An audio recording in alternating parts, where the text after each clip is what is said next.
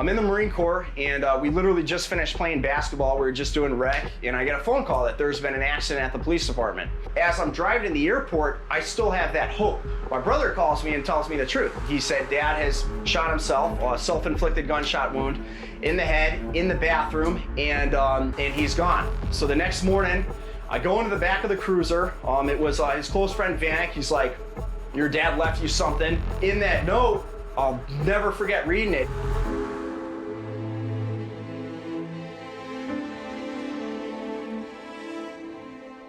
What do you do when the person you look up to the most in your life is gone forever? Well, at the age of 22, while stationed with the military in Japan, Jared received a phone call that his father, a police officer, had died of a self-inflicted gunshot wound to the head.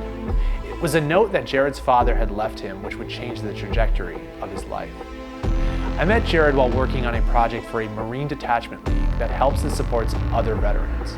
What drew me to him was his energy and positivity. In this interview, we discuss overcoming trauma, running ultra marathons, and finding your jump moment. I hope you enjoy. All right, Jared, here we are, finally.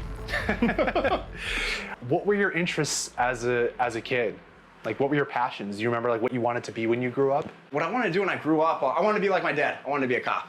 So after high school, my dad wanted me to at least try college, so I did a criminal justice degree for 2 years. So I did that, and then I enlisted when I was 19, but when I was 20 years old, that's when I left for Parris Island. And what was it, why did you want to join the military? What was it about it? Yeah, I wanted that sense of, I don't know, I wanted to be like a hardened leader, and I wanted to be like my dad. I wanted to do 4 years in the Marine Corps, come out and work as father and son with my dad as a cop in East Hartford. That's what I wanted. That was the dream. So talk to me about the military. What was, you can bring me through like, basic training, what you specialized in and kind of your career in that. Yeah, so after Parris Island, I went to infantry school, and yeah, they ended up sending me to Washington, D.C. for 2 years for 8th and I. And I was kind of upset at the time because all my friends went to 1-3 and 1-9, and they got to do direct infantry pumps to Afghanistan right there. Looking at it now, though, that was probably my 2 best years when I was in, because I got to do a lot of specialized stuff with doing ceremonies. I got to do the Benghazi transfer for Ambassador Christopher Stevens, Glenn Doherty. Yeah, so that was intense. What else would we do? We would do a lot of funerals at Arlington. We would do a lot of, different kind of ceremonies at the Capitol. I did the 9/11 wreath ceremony for September 11th, the 10-year anniversary at the Pentagon. And then after those 2 years, I went to 2-4 and deployed on the 31st MEU, and it was a non-combat deployment. We went to Japan, Australia, and Hong Kong, China. And we were on the USS Bonhomme Richard. While you were in the military, and even now looking back on that, what are some good memories that you have of?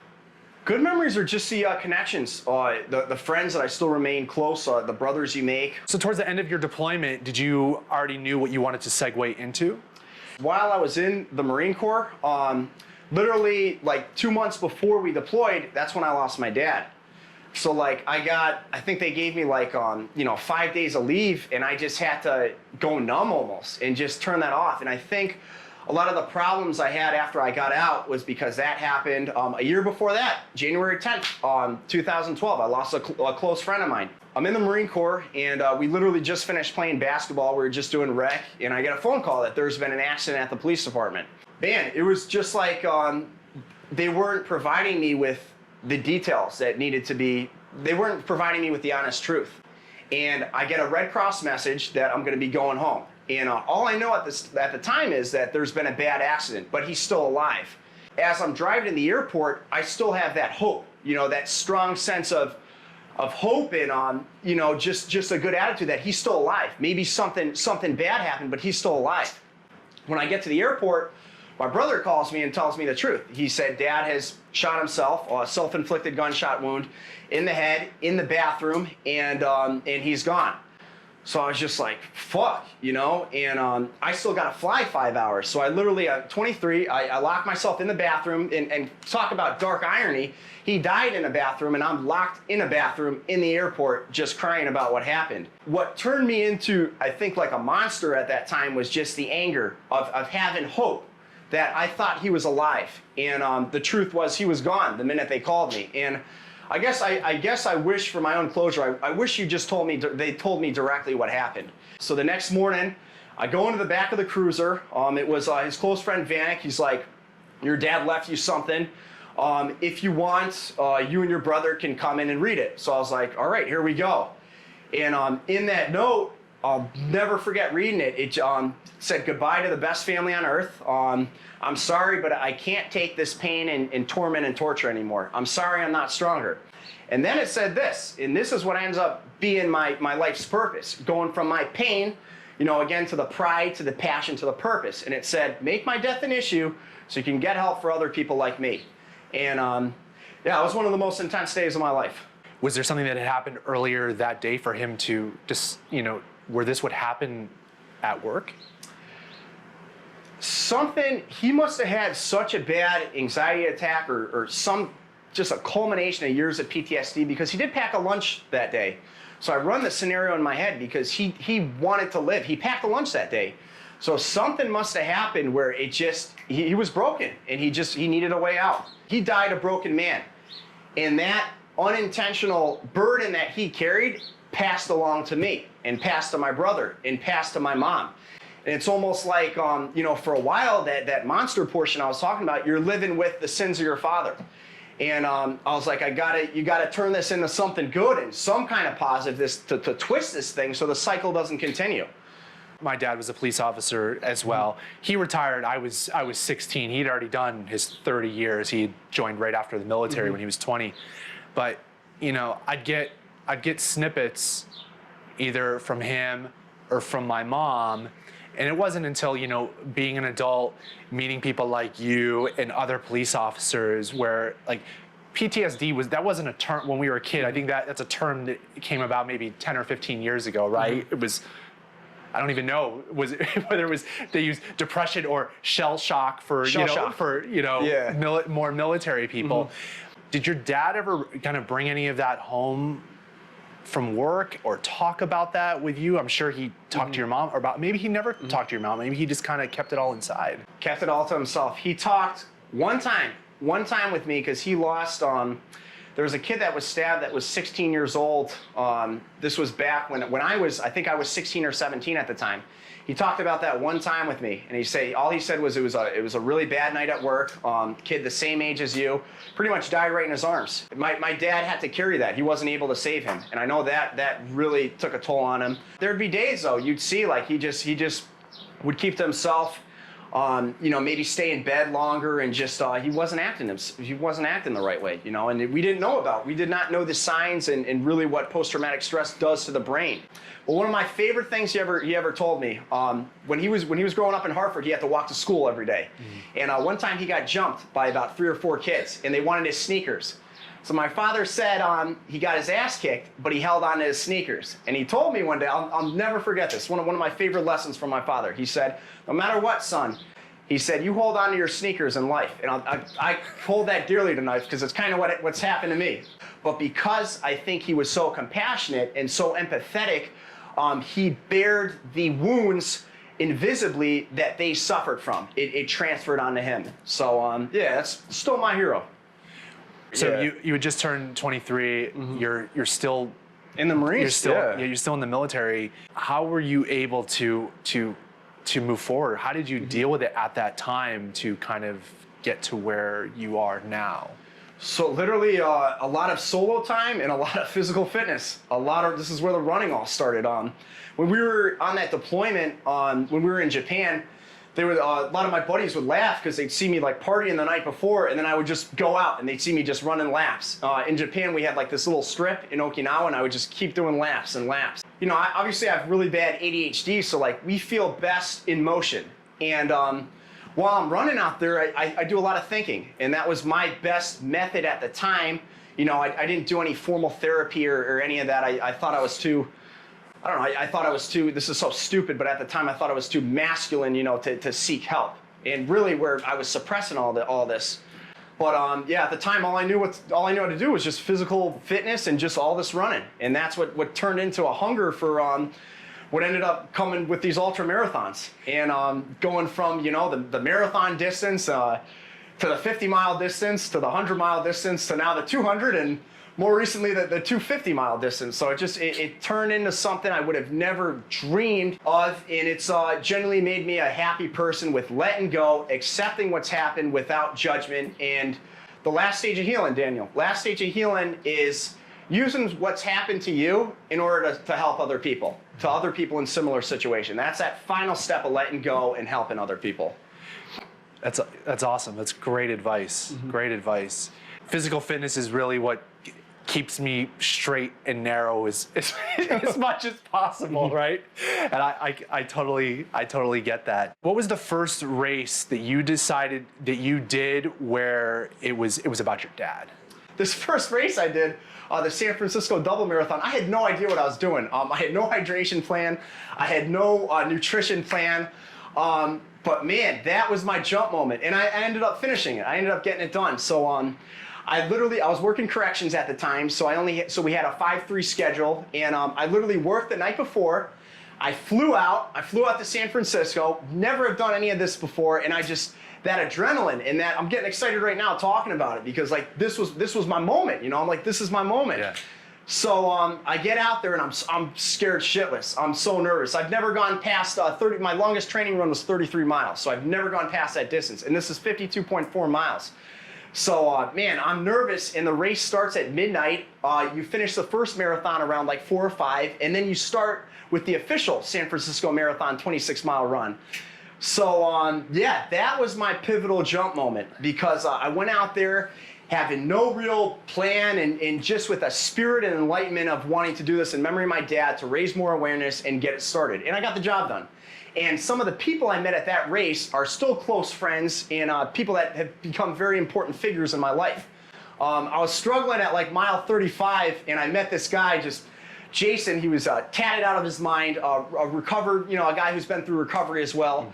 And he's like, bro, you all right? He's like, you gotta eat some peanut butter, man. He's like, eat this. He's like, take that, and he's helping me. And then he puts his music back in, and he's like, all right, I'll see you at the finish line. So like, it's almost like meant to be. It's like the universe was sending me people to help out. And yeah, I'm just getting pumped up right now just thinking about it, because that was my moment. That was the moment where this whole thing started. You know, people always say, oh, travel later, or do this big thing after retirement or something. No, the time is now. Make your jump moment. Running sucks. Like, right? I mean, for the most, you know, like, mentally, it's an amazing thing, like, you know, in terms of getting clarity and just the exercise benefits. But like, it's all you and your mindset. So I want you kind of have a little good luck charm that enables you to do these. I mean, I've known you for about, I'd say, 5 years now, and it seems like you're constantly pushing. You're not doing easier runs or the same type of run. It's like you are trying to mentally break yourself and push yourself, but you have someone that helps you along that travels with you. Let's talk about that. So every race I do, I always carry the picture of my father, and that's my why. You know, that's my why. The mission and the importance of his carrying on his legacy and his life's work, and his suicide note that said, make my death an issue so you can help other people like me. This is why I do it, because this gets the pot stirred, and people start talking about it, and people start realizing that there are issues that law enforcement officers go through, our military members go through, and pretty much actually anybody could go through. You know, really anybody could go through with having rough patches in life. And that's my purpose, man. And having that purpose so strong is what I'm able to accomplish all these, by looking at suffering in a complete different mentality, focusing on what you can do positively towards a negative situation. And that dark energy, it's going to manifest in your soul anyways. So if it's unconsciously going to come out and potentially destroy your life, why don't you turn it into something positive? And why don't you find a way to control it and contribute to the betterment of society and other people who are struggling? So I've found my, gift of energy almost. I don't even think my gift is running. I think it's really energy and talking to people. Just running is just a side effect of that positive energy and flipping this whole negative situation into something that I can help people. And I later found out after that I got diagnosed with bipolar 1 disorder, anxiety disorder. I've been able to turn that into something positively. And there's this stigma of bipolar and these different disorders that are all negative. It's going to be crazy for me to say this, but it's kind of a gift once you learn how to use it. And I just hope to inspire maybe someone else who's listening to this who has bipolar disorder, or somebody who's been a cop like my dad, who's been working for 24, 25 years and just broken. I'm broken, but the pieces are coming back together. If you're broken, you still have a lot of power. What's more dangerous than a man with unlimited resources? A man with nothing to lose. And I had a point. There were times I had nothing to lose. If I'm already broken and I got nothing to lose, maybe I can do something cool with this energy and this running. But what do you always have control of, Daniel? Attitude. You can always have a choice to have a positive attitude and reflect that positively and help other people. You always got a choice. Never forget that. Not just you, but your family has taken this awful situation that happened and you've turned it into a positive, and that's part of your charity run now that you do. Let's talk about Believe 208. Yeah, so Believe 208 started with my mom just having a dream that she wanted to do something in Dad's memory, and she had this great dream of this big race, and she had to be persistent too. So the first time it got shut down, and my mom's like, no, I'm doing this for Paul. I'm not going to give up on this. It's an issue. There's more police officers die each year from suicide than killed in the line of duty. That's an issue, and that needs to be talked about. With the job I have right now, working at the suicide prevention nonprofit, the Jordan Porco Foundation, a strong statistic with college students who take their own life. So this race really started to just honor those people's memory and just let families know that we are there for you. We've been there and we want to help. And maybe, alone we can only do so much alone. But together and with the power of numbers, we are strong, And it's all about, again, twisting that negative situation that happened and turning into something positive. And we're going on the 8th year now. And it's a 5K run. And all the money gets thrown back for the police officers to help with mindfulness programs, mental resiliency programs, different kind of retreats. So what are you doing now in life? Literally tomorrow I'm going to Ouray, Colorado. I have a Ouray 50-mile run. Keeps me out of trouble, and again for the cause, most importantly the cause for suicide prevention. And I've literally dedicated my life to my dad's note and everything I can possibly do in terms of being an activist for suicide prevention. I love my job. I work at a nonprofit. 32 years old, finally graduated with a bachelor's degree in psychology. Yeah, just graduated with that, and I'm going to grad school next. And I'd like to do either a master's program with clinical mental health counseling, so I want to learn more to better serve hardened combat veterans and specifically police officers. I never saw combat, but a lot of different things that have happened in my life, I think gives me a connection that can relate. And that's I just want to be a performance coach and a person that can just help people like my father, who have seen a lot of shit and are struggling on the inside and don't know what to do. I want to listen to you, and I want to provide maybe some things that have worked for me. I can enlighten and provide to you. And I just want to learn more, become more educated, learn more to better serve people. I was just thinking, at the age in which you suffered this massive tragedy, a lot of people would have just, in a way, kind of maybe given up on life, just said, I'm just going to pollute my body with drugs and alcohol, not exercise, just not give a shit about anything. And I'm not saying that maybe you did or didn't do that or something you thought about. I'm sure you thought a million different things, but somehow you were able to take this tragedy and you've transformed your life. You've transformed other people's lives around you, and just the reason why I always enjoyed being around you and talking to you, the amount of energy. You have so much energy and it's so positive. I would love to just pay you to follow me around and just when my kids are being bad or whatever, to help me. So I want to know what, I guess this is kind of the last part, is talk to me about, how do you find hope and strength through tragedy and turning? I mean, you are a product of turning something into something, the worst thing that can happen in your life, into something so positive now that just helps all these people. Mm-hmm. Dan, you know what the secret is, Daniel? The real secret is the pain and the suffering. Everybody has that. But you got to look at it with a complete different mentality. And that's the secret to this beautiful world on the whole other side of this pain people carry around every day. The secret is using it, rather being used by it and letting it destroy you and destroy your life and destroy your family member's life. Turn it into something. That's the secret with this. On the other side of suffering is this world that I just wish, I hope I can inspire other people to get to that place. Because yeah, you're right, absolutely. I could have easily just said, fuck this and just become an addict or just gotten my high or my fix by, different kind of methods. But I was like, you know what? That's a discredit to my father. That's not why I was put on this earth. And let's do something good with this. Let's turn this into something. This ain't gonna break me, Instead of having that victim mentality that a lot of times that we are preached into, have that warrior mindset of instead of why me, how about fucking try me? Let me use my pain constructively. Let me give hope to other people. Let me bring people up with me. This is not going to destroy me. This is going to be my purpose in life.